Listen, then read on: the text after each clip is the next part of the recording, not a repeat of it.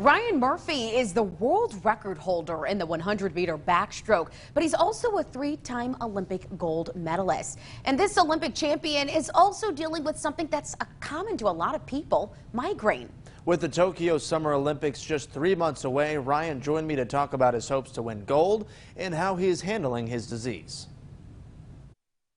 As we get closer to these Olympic Games in Tokyo this summer, kind of talk about the importance of it for athletes, that the games are actually happening this year after being canceled in 2020 due to the pandemic. I think it's huge. I think in general, a lot of Olympic sports, the Olympics is the pinnacle of their sport. And so given that comes around every 4 years, or in this case, every 5th year, it's the stakes are really high, and the athletes are really putting a lot of work into this.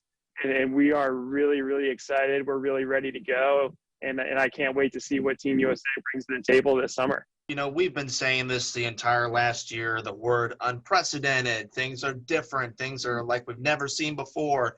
Kind of talk about how these games in Tokyo are going to be definitely different than the 2016 games in Rio, and really anything you guys have probably ever faced or experienced. I think it will be completely different, and we're ready for that. I think we've learned and we've kind of been trained over this past year to be willing to kind of roll with what each day brings. And so I feel like with my group here at Cal, like we're still getting day-to-day schedules. Like I found out my practice schedule at 8:30 p.m. last night, and I was in the water at 7 a.m. this morning. So we're operating on kind of quick turnarounds. We got to be ready for whatever's going to come our way, and Tokyo is going to be no different. It'll be interesting to see how these protocols kind of come together over these next few months, and we'll be ready for anything.